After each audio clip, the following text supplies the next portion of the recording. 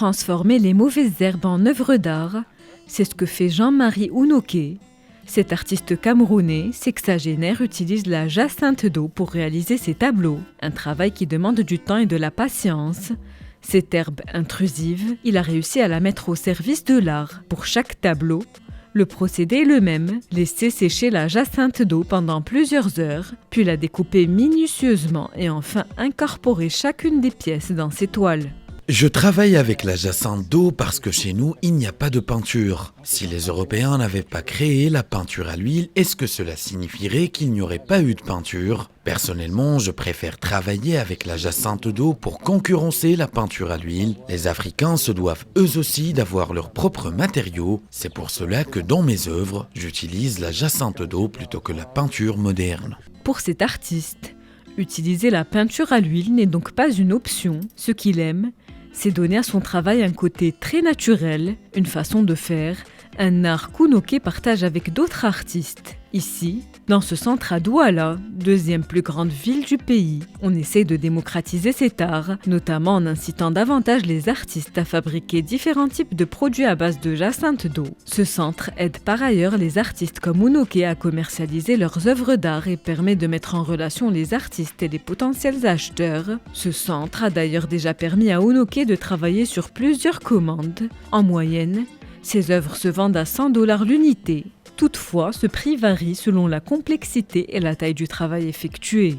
Mais qu'est-ce que la jacinthe d'eau ? Il s'agit d'une plante aquatique d'origine amazonienne, introduite en Afrique au début du XXe siècle. La jacinthe d'eau se répand par le biais de l'horticulture dans les régions tropicales. Elle recouvre généralement la surface de l'eau qu'elle colonise entièrement. Conséquence, ses fleurs violettes étouffent la vie marine, ce qui conduit à la disparition de nombreuses espèces et isole la population des zones de pêche. Des fleurs qui sont alors arrachées puis jetées comme des déchets, mais difficile de s'en débarrasser totalement. La société civile et les artistes se mobilisent. En plus de la fabrication d'œuvres d'art, ils ont d'autres solutions.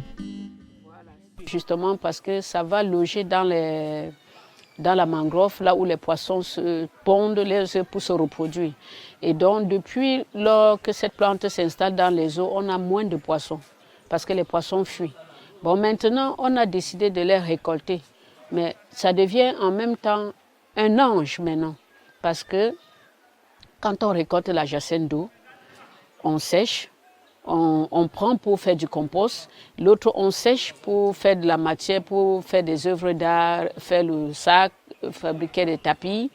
Pour ces artistes, comme le dit le célèbre adage, rien ne se perd, rien ne se crée, tout se transforme. Le centre de Douala, à travers un programme de sensibilisation, informe la population, particulièrement les plus jeunes, sur l'impact positif que peut avoir paradoxalement l'utilisation de la jacinthe sur l'environnement et sur la préservation de l'écosystème.